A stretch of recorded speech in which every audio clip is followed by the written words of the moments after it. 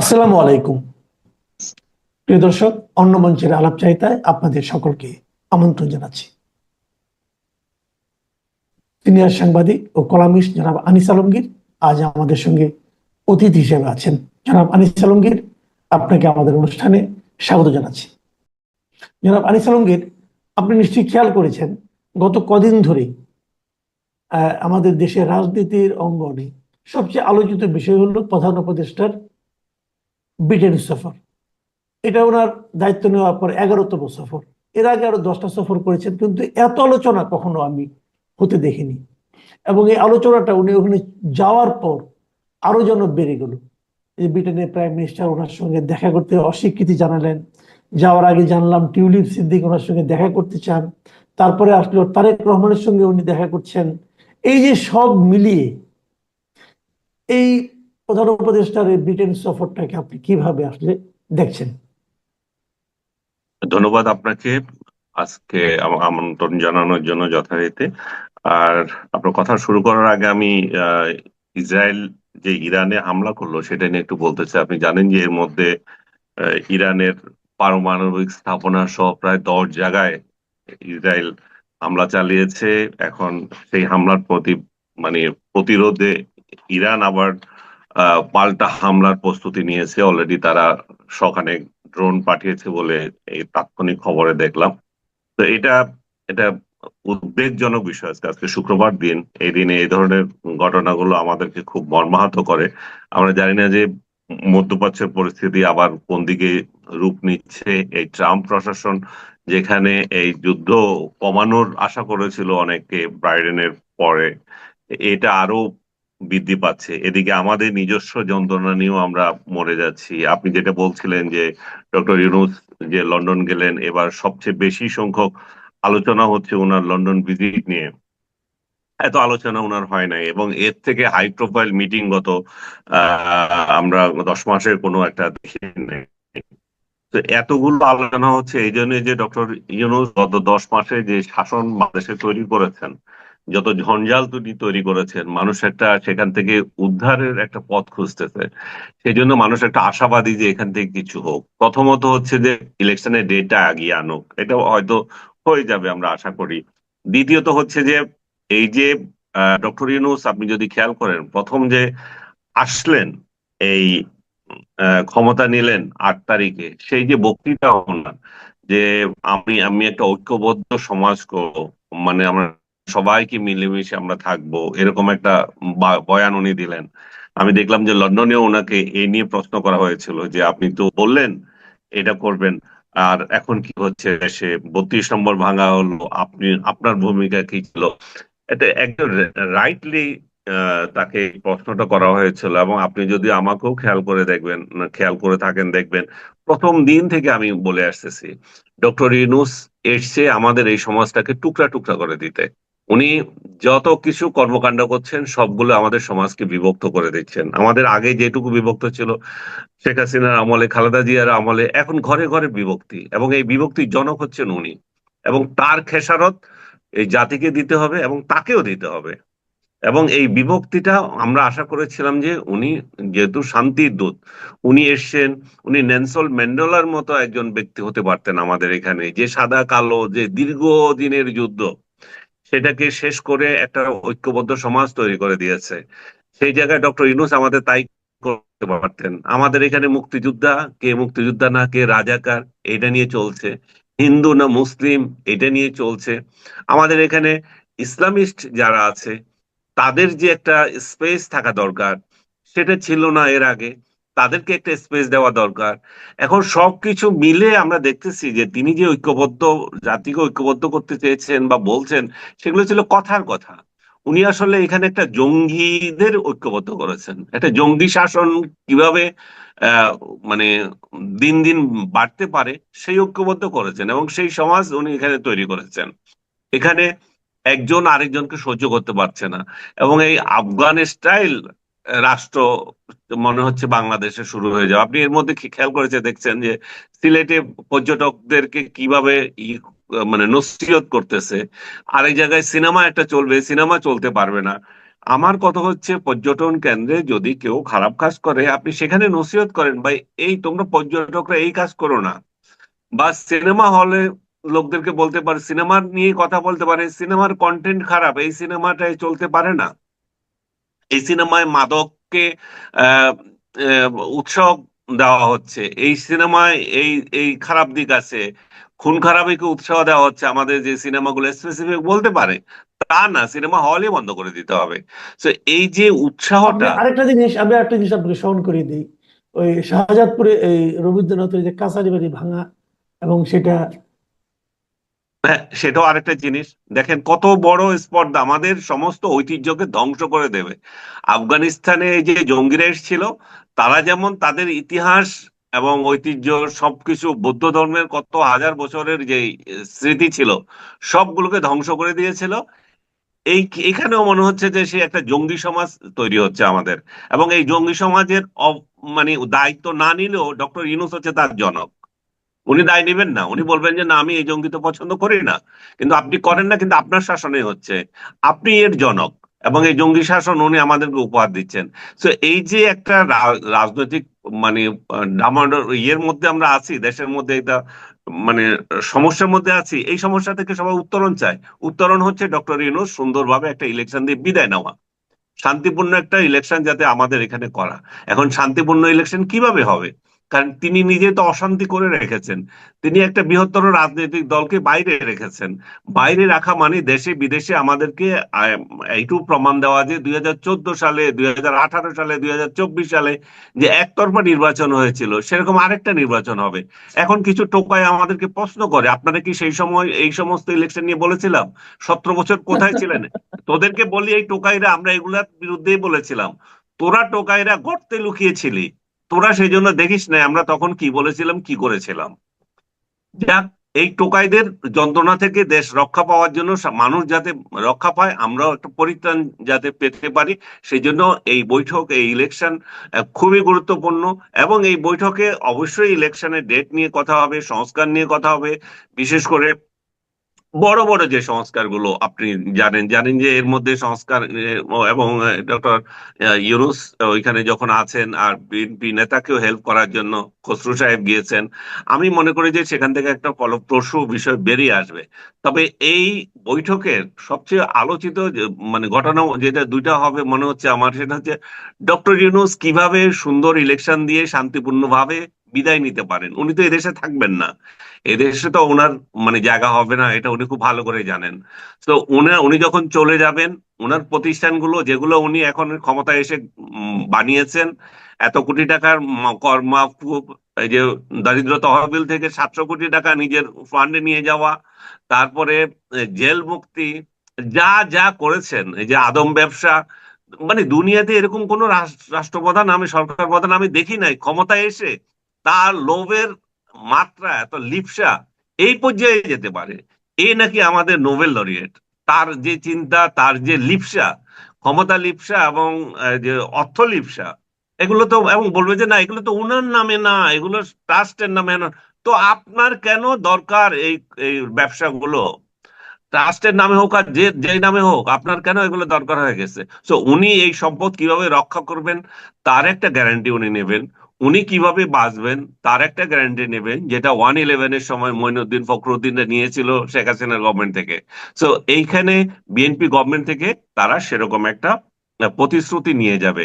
আর যেটা আমি দুইটা সেকেন্ড যে ইস্যুটা বলতেছি সেটা হচ্ছে, ডক্টর ইউনূসের সরকার গত 10 মাস তার গোয়েন্দা রিপোর্টগুলোতে প্রত্যেকটা রিপোর্টে ডক্টর এই উল্লেখ করেছে তারেক রহমান বাংলাদেশে আসলে তার জীবনহানি হবে। একটা তাদের একটা ইয়ে দিয়া দেওয়া ছিল, এটা মানে অব্যাহত ছিল। আপনি দেখবেন ডক্টর ইউনূসের সাথে তার বৈঠক হচ্ছে, এখন সে গোয়েন্দা রিপোর্ট উঠে যাবে। এবং আমার ব্যক্তিগত ধারণা তারেক রহমান অবশ্যই বাংলাদেশে খুব শিগগিরই আসবেন, এবং সেটা বাংলাদেশে উনি শেখ হাসিনার সরকারের পতনের যে 1 বছর পূর্তি, যেটা 5ই আগস্ট হতে যাচ্ছে, তার আগেই আসবেন, এবং সেটা উনি এখানে এই উদযাপনে অংশ নেবেন। এইটুকু আমার এখনকার বিষয়। যে আরেকটা জিনিস, এই যে আপনার বলা হচ্ছিল যে ঢাকঢোল পিটিয়ে ওনার সঙ্গে উনি দুদকের চেয়ারম্যানকে নিয়ে গেলেন, বাংলাদেশ ব্যাংকের গভর্নরকে নিয়ে গেলেন, যে এই চুরি হয়ে যাওয়া টাকা ফেরত হুম। আনবেন। এবং এটা নিয়ে এটা কি আসলে আদৌ সম্ভব কিনা। আর দ্বিতীয় কথা হলো যে ব্রিটেনের প্রাইম মিনিস্টার ওনার সঙ্গে দেখাই করলেন না। তো দেখা করলেন না, তো উনি কি যাওয়ার আগে সে ধরনের কোনো আলোচনা করে যান নাই? এইভাবে কি হয়? পররাষ্ট্র মন্ত্রণালয় তাহলে কি করেছে? এবং এই যে দেখা না করাটা, এটা কি কেবল ওনার ব্যক্তিগত অপমান, নাকি আমাদের পুরো জাতিকে উনি অপমানিত করলেন? হ্যাঁ, খুব ভালো প্রশ্ন করেছেন। আমি প্রথমে দুদক আর আহ, ইয়ের বিষয়টা নিয়ে, টাকা ফেরত আনার বিষয়টা নিয়ে বলি। এটা খুবই একটা ভালো উদ্যোগ উনি যে নিয়েছেন। বাংলাদেশ থেকে যে বিদেশে টাকা পাচার হচ্ছে, সেই টাকা এবং এর আগেও ছিল শেখ হাসিনা। আপনি খেয়াল করবেন যে শেখ হাসিনা বিএনপি নেতাদের বিরুদ্ধে এই জন্য অভিযোগ করেছিল, তারা কোটি কোটি টাকা বাইরে পাচার করেছে, ইনক্লুডিং তারেক রহমানের বিরুদ্ধে। কিন্তু সেটা শেখ হাসিনাও প্রমাণ করতে পারেন না, কোনো টাকা আনতে পারেন নাই। এবং 2-4 টাকা যেগুলো এসছে ক্রেডিট কার্ড অমুক তমুক, এগুলো খুবই মানে হাস্যকর ধরনের ইয়েটা ওইভাবে উনি এস্টাবলিশ করতে পারেন নাই। ঠিক ডক্টর ইউনূসও ঠিক একই কাহিনী বলতেছেন, টাকা ফেরত আনবেন। এখানে জাভেদের কিছু সম্পদ জব্দ করা হয়েছে, সেটা আমি দেখতে পারলাম। আর একটা জিনিস দেখতে পারলাম যে সালমান এফ রহমানের ছেলের বাড়ি কি এ ধরনের কিছু একটা জব্দ করার খবর দেখলাম। কিন্তু এগুলো খবরই থাকবে। ব্রিটেনের মতো একটা দেশ যারা খুনিদেরকে আশ্রয় দেয়, সারা ওয়ার্ল্ডের খুনিদেরকে আশ্রয় দেয়, সারা ওয়ার্ল্ডের সব অর্থ ওইখানে লুটপাটের জায়গা ওইটা, সেখান থেকে বা অন্য কোনো দেশ থেকে আজকালের জমানায় টাকা ফেরত আনা খুবই কঠিন ব্যাপার। ডক্টর ইউনূস যে এটা নিয়ে উদ্যোগ নিয়েছেন, সেটাকে আমি অ্যাপ্রিসিয়েট করি। সেটা একটা ভালো দিক। উনি দুদকের চেয়ারম্যান আব্দুল মমিন সাহেবকে নিয়ে গেছেন, উনি গভর্নর আহ আহসান সাহেবকে নিয়ে গেছেন। তারা দুইজনই ভালো করছেন এখন, তাদের একটা সুনাম আছে। তো সেই সুনামের কাছ থেকে তারা যে ব্রিটেনের যে তাদের কাউন্টার পার্ট বলবো না, যে যারা ইন্টেলিজেন্সে কাজ করছে এই ধরনের কর্মকাণ্ড নিয়ে, টাকা উদ্ধার নিয়ে, তাদের কাছ থেকে অভিজ্ঞতা অর্জন করতে পারছেন এখানে।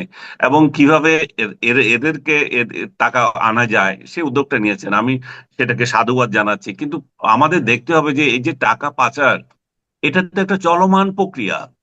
এটা তো আসলে রোধ হবে না, এটা কোনোদিনও রোধ হবে না। কেন হবে না? কারণ আমি যদি এই দেশে শান্তিপূর্ণভাবে বসবাস না করতে পারি, আমি কোথায় যাব? আমি তো একটা আশ্রয় খুঁজবো। সেই আশ্রয়টা কোথায়? সেই আশ্রয়টা একটা সেফ হোম আমি যাব, আমার ছেলে, আমার মেয়ে, আমার পরিবার, আমরা সব চাইবো। বাংলাদেশে যে দুর্নীতিবাজ গুলো, বড় বড় দুর্নীতিবাজ, তারা তো আমাদের এই দেশ থেকে টাকাটা নিয়ে এসে সেফটির জন্যই নেয়।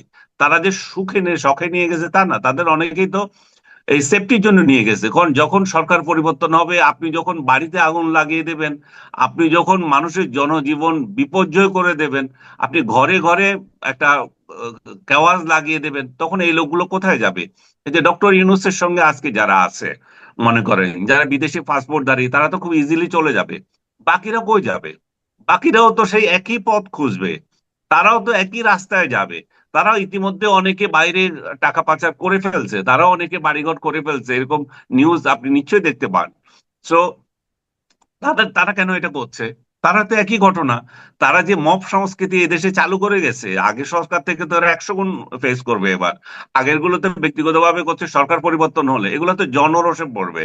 এবং যেই সরকার আসুক, আপনি কি মনে করেন যে আওয়ামী লীগ কিংবা তাদের প্রতিপক্ষ এদেরকে ছেড়ে দেবে? যাদের বাড়ি ঘর আক্রমণ করেছে, ইনক্লুডিং ডক্টর ইউনূসের বাড়ি, ইউনূসের বাড়ি থাকবে কিনা সেটি আজকে লিখে রাখেন। ডক্টর ইউনূসের যে বাড়ি, পার্সোনাল বাড়ি, সেই বাড়িও থাকবে না, সেই বাড়িও যাবে। এখন বঙ্গবন্ধুর হত্যাকারী ছিল আপনার খন্দকার মোস্তাক কিন্তু আগামাসি লেনে তার বাড়ি কিন্তু অক্ষত ছিল, কেউ কোনোদিন আক্রমণ করে নাই, আওয়ামী লীগ। কিন্তু এবার দেখবেন ক্ষমতার পট পরিবর্তনের পরে কিভাবে এক একজনের বাড়ি ধ্বংস করা হয়। আজকে লিখে রাখেন, আমার এটা রেকর্ড হচ্ছে এখানে। তো এই সংস্কৃতি ডক্টর ইউনূস করে গেছেন। আমরা কি এই সংস্কৃতি চেয়েছিলাম? আমরা চাই নাই। এখন বিএনপি যদি ক্ষমতায় আসে, তার কতটা সক্ষমতা আছে এগুলো রোধ করার? কারণ তাকে তো একটা ক্যাওয়াটিক সোসাইটি, ক্যাওয়াটিক সমাজ, ক্যাওয়াটিক দেশ তাকে দিয়ে উপহার দেওয়া হচ্ছে। এই উপহার তাহলে কিভাবে হবে? বিএনপি যদি স্ট্র্যাটেজি চেঞ্জ না করে, বিএনপি যদি তাদের রিকনসিলিয়েশনের জায়গায় না যায়, যেটা আমি আগে থেকে বলছিলাম, আমরা কে মুক্তিযোদ্ধা, কে রাজাকার, আজকে স্বাধীনতা 54 বছর পরেও এগুলো নিয়ে ইয়ে আছি। কে হিন্দু কে মুসলিম ধর্ম নিয়ে আমরা মাথা ঘামাচ্ছি, আমাদের সোসাইটিতে কে কি কোন কোন লাইনে চিন্তা করবে এগুলো নিয়ে আমরা চিন্তা করছি। আমরা ঐক্যবদ্ধ সমাজ হারমোনি কিভাবে হবে সেসব আমরা আমাদের কোনো চিন্তা নাই। আমরা এই যে এই হারমোনি অ্যাওয়ার্ড নিতে গেছি, এই যে রাজার রাজা গত জুলাইতে না জুনে একটা অ্যাওয়ার্ড চালু করেছেন, বাংকি মুন আরেকটা মাংকি ওইটাকে দিয়েছে একটা, এখন আরেকটা নিয়ে গেছে হাই লেভেলের একটা ব্যক্তি, যাতে করে এই অ্যাওয়ার্ডটা খুব নাম হয়। এই অ্যাওয়ার্ডটা মানে কিছুই না, ফাউল একটা অ্যাওয়ার্ড, যে আপনাকে বুঝানো, মনে করেন যত বড় ব্যক্তিকে আপনি পুরস্কার দেবেন পুরস্কার মান তো এইভাবে বেড়ে যাবে। আজকে ডক্টর ইউনূসকে দিছে, এরপরে মনে করলেন যে ওবামাকে দেবে বা এই জাতীয় কাউকে দেবে, তাহলে এটার মান বেড়ে গেল। যে এরকম একটা মান, এরকম একটা অ্যাওয়ার্ডের জন্য উনি এখানে গিয়েছেন, ওনার সাথে ওনার বৈঠক হয়েছে। এটা একটা মানে বাংলাদেশকে করা, যে রাজার সাথে বৈঠক হয়েছে, রাজা একান্তে 30 মিনিট দিয়েছেন। এটা তো কখনো কোনোদিন কাউকে দেন না। বাইরের ভাই রাজার সাথে বৈঠকের কি আসে যায়? আমি নিজেও তো পার্সোনালি অনার্ড ফিল করব না? আমার কি এমন ঠেকা পড়েছে রাজার সাথে 50 মিনিট দেখা হতে, 30 মিনিট দেখা হলে সেটাকে জীবনের শ্রেষ্ঠ ঘটনা হিসেবে মনে করব? আমি এরকম বহু ব্যক্তিত্ব, আমি বলবো না এখানে সবকিছু, যে এরকম বহু ভিভিআইপি দেখেছি, জিন্দিগিতে আমার ইচ্ছা হয় না যে তাদের সাথে একটা সেলফি তুলে রাখি। হ্যাঁ, তাদের সাথে দেখা হয়েছে, কথা হয়েছে, দ্যাটস ইট। কিন্তু ডক্টর ইউনূস তো এর ব্যক্তি না, উনি তো ওনার প্রোপাগান্ডা টিমকে নিয়ে সব সময় চলেন। ওনার কাজই হচ্ছে প্রোপাগান্ডা করা, এবং সেই শুরু থেকে এই পর্যন্ত এই প্রোপাগান্ডায় ওনার ওনার দিন দিন হচ্ছে। আমাদের কিন্তু মতো এর এর ছোটখাটো মানুষ। বিপরীতে এর বিপরীতে যে প্রধানমন্ত্রীর সঙ্গে দেখা হলো না, ওটাকে কি বলবেন আপনি? ওইটাই ওটা তো ওইটাই প্রয়োজন আমি ছিল। আসতেছিলাম, যে দেখেন কতটা মানে এটা একটা একটা একটা মানে খেলো জিনিস। উনি গিয়েছেন একটা পুরস্কার নিতে, উনি গিয়েছেন তারেক রহমানের সাথে দেখা করতে, এই দুইটাই হচ্ছে কনফার্ম। এর মধ্যে উনি ওনার এই লটবহনীয় যে ভিজিট সেটাকে দ্বিপাক্ষিক বলে চালাতে চাচ্ছেন। এতে দ্বিপাক্ষিক কিভাবে হবে যখন আপনার সাথে প্রতিপক্ষ দেখা করবে না? আপনার প্রতিপক্ষ বলুন হচ্ছে আপনার সমকক্ষ যিনি ওইখানে আছেন, উনি হচ্ছে ব্রিটিশ প্রধানমন্ত্রী, উনি আপনার সাথে দেখা করবেন সেটা কনফার্ম না।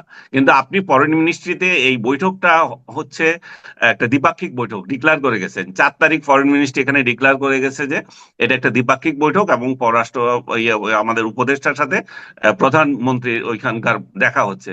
কিন্তু সেখানে গিয়ে দেখা গেল কি, দ্বিপাক্ষিক সফরে আপনাকে এয়ারপোর্টে রিসিভ করতে তো একটা মানুষ যাবে, এখানে তো ব্রিটিশ সরকারের একটা কুত্তাও যায় নাই। এখানে গিয়েছে, আমি সরি ফর ল্যাঙ্গুয়েজ, এখানে গিয়েছে আমাদের আমাদের অ্যাম্বাসাডার হাই কমিশনার। তো তাহলে আপনার সাথে দ্বিপাক্ষিক এটা কিছুই না, আপনার সাথে কিছু মন্ত্রী কিছু অমুক তমুক অফিসার দেখা করে, এটা তো ডক্টর ইউনূস এমন হাই লেভেলের ব্যক্তিত্ব এখন গড়ে তুলেছেন সারা ওয়ার্ল্ডে, এটা তো ওনার কাছে এমনি দেখা করে, এটার সাথে দ্বিপাক্ষিক কোনো সম্পর্ক নাই। সো আপনি একটা বৈঠক করলেন, সেটাকে দ্বিপাক্ষিক না বলে দ্বিপাক্ষিক চালালেন, এটাতে তাহলে কাকে দায়ী? এটা পররাষ্ট্র মন্ত্রণালয়, আমাদের লন্ডন মিশন, আমি সবগুলোকে বলবো যে পরিস্থিতিতে ঘোলাটে করেছে, এবং ডক্টর ইউনূসের প্রোপাগান্ডা টিম এটাকে আরো বাড়িয়ে দিয়েছে, কারণ বলছে যে উনি দেশে নাই, উনি আছেন কানাডায়। সো এই ধরনের কথাবার্তা গুলোর মধ্য দিয়ে একটা ধূম্রজাল সৃষ্টি হয়েছে। উনি কেন দেখা করেন না এখন সেটা হচ্ছে বিষয়। কি কারণে দেখা করবেন? কারণ হচ্ছে যে ব্রিটেন আওয়ামী লীগের যে সমস্ত লোকজন আছে বা ব্রিটিশ বাঙালি যারা আছে, তারা দীর্ঘদিন থেকে লেবার পার্টির সাথে সংযুক্ত, তারা লেবার পার্টিকে চাঁদা দেয়, এই যে টিউলিপ থেকে শুরু করে সবার সাথে তাদের রিলেশন। সো এই লোকগুলো, এবং আপনি দেখেন যে 5 জন 4 জন যে কয়জনই বাংলাদেশ থেকে এমপি হয় সবগুলো লেবার পার্টির। সো লেবার পার্টির সাথে বাংলাদেশের সম্পর্ক খুব ওতপ্রোতভাবে জড়িত। তারা ডক্টর ইউনূস যাওয়ার আগে থেকে চিঠি দিয়ে বেড়াচ্ছে যে এই লোকের সাথে দেখা করবে না। তারপরে এর মধ্যে দিয়ে ইন্ডিয়ান ইনফ্লুয়েন্স আছে। আজকেও আমি একটা ইন্ডিয়ান খবরে দেখলাম যে ইন্ডিয়ান লবি কাজ করেছে যাতে করে তার সাথে দেখা না হয়। কারণ হচ্ছে যে তারাও এটা তারা চায় না যে ব্রিটেন সরকার তাদের এই ধরনের একটা স্বীকৃতি দিক। ব্রিটেনের সাথে তাদের সম্পর্ক খুবই মানে দিন দিন বেড়ে যাচ্ছে। তাদের ব্রিটেনে ইন্ডিয়ানরা এখন বড় ইনভেস্টর, ব্রিটেনের সাথে তাদের অনেক চুক্তি হচ্ছে, তাদের স্টুডেন্টরা ওইখানে আপনার এই যে মেডিকেলের যে ইয়েটা গ্যারান্টি, এটাকে ইন্স্যুরেন্স, এই ছাড়া থাকতে পারে? চিন্তা করতে পারেন না, আমাদের এখানে একটা লোক বাংলাদেশি যদি একজন যায়, বছরে 2,000 পাউন্ড তাকে ইন্স্যুরেন্স দিতে হয়, আর ওদের এটা এটা মাফ হয়ে যাচ্ছে যে বিটের ভারতীয়দের। সো আমরা এই সমস্ত বিষয় নিয়ে নয়, আমাদের স্টুডেন্ট গুলা সবচেয়ে বেশি পয়সা দিয়ে সেখানে পড়তে যায়, এগুলো নিয়ে কোনো কথাবার্তা নাই। আসছেন উনি হারমোনি অ্যাওয়ার্ড নিয়ে, সো হারমোনি অ্যাওয়ার্ড নিয়ে উনি থাকেন। এবং রাজাকে কি বলছেন আমি জানি না, রাজার সাথে একান্ত বৈঠকে নাকি সংস্কার নিয়ে কথা হচ্ছে। রাজার আর কাজ নাই যে বাংলাদেশের সংস্কার নিয়ে ওনার মাথা কামাবে না। তো এই সমস্ত ঘটনাবলী এভাবে যাচ্ছে। যেটা বলছিলাম যে ব্রিটেন আওয়ামী লীগের লোকজন এই ইনফ্লুয়েন্সটা করতে পেরেছে যে তুমি জি দেখা করো না, তাতে করে একটা রিকগনাইজেশন হয় না তাকে, তাকে একটা, তাকে সেই যে সরকার প্রধান সেটা যাতে না বোঝা যায়। এবং সফলভাবে তারা করেছে, কারণ তারা তো সেটা করবে, কারণ হচ্ছে যে তার ভোটার এবং তার ফান্ড, এই দুইগুলো তো সে দেখবে ভাই, জিততে হলে তো তার এগুলো লাগবে, তাই না? এখন জি আপনি বলবেন যে এগুলো কি উচিত ছিল কিনা, না আমাদের রাজনীতিতে আমাদের বাংলাদেশকে তাহলে আরেকটা ইন্টারন্যাশনাল ইয়েতে পড়ে যাচ্ছে, কূটনৈতিক চক্করে পড়ে যাচ্ছে। আমরা এভাবে যদি আমাদের রাজনীতিটা বাইরের হাতে চলে যায়, আমরা আমাদের গতি নির্দেশ তারা তারা করে দিচ্ছে। কিন্তু এটা এটা আমরা কি করব, কারণ আমরাই এরকম পরিস্থিতি তৈরি করছি। টিউলিপের সাথে সাক্ষাৎ করতে আপনার কেন এত আপত্তি? আপনি করছেন না, আপনার লোকজন কেন করবেন? আপনার দুদকের লোক আছে তো সেখানে, কি সমস্যা কি? দুদক তো জিজ্ঞেস করতে পারে, ভাই তোমার বিরুদ্ধে আমাদের এই এই অভিযোগ উঠেছিল, তুমি এটা যাও, তুমি বাংলাদেশে গিয়ে হাজিরা দাও। তোমাকে, মমতাজকে বা আদার্সকে আমরা যেভাবে পচা ডিম মেরেছিলাম, তোমাকে সেরকম মারবো না, তুমি আসো কথা বলো। এখন ওনারা অপেক্ষা করছে যে টিউলিপের কখন ফাঁসির আদেশ হবে, জেলের আদেশ হবে, তখন উনি টিউলিপ আইসা এখানে ধরা দেবে যে আমি রেডি আছি, ব্রিটেন সরকার তাকে পাঠিয়ে দেবে। স্টারমার বলবে যে বন্ধু টিউলিপ তুমি চলে যাও। আরেকটা কথা হচ্ছে, স্টারমার কিন্তু যে প্রধানমন্ত্রীর সাথে আমাদের কথা হচ্ছে, সে কিন্তু জি বাংলাদেশে সফর করেছিল 2016 সালে, প্রধানমন্ত্রীর সঙ্গে দেখা করেছিল স্টারমার, এই যে টিউলিপের আমন্ত্রণে এসেছিল এবং সিলেট ভ্রমণ করেছিল। ভাই চক্ষু লজ্জা বলে তো একটা কথা আছে, তো এই লোক কিভাবে এই যে ডক্টর ইউনূসকে দহরম মরম করবে? জি অনেক ধন্যবাদ জনাব আনিস আলমগীর। প্রিয় দর্শক, আপনারা শুনলেন আনিস আলমগীরের বক্তব্য। আপনাদের কেমন লাগলো জানাবেন। এখন এ পর্যন্তই। আল্লাহ হাফিজ।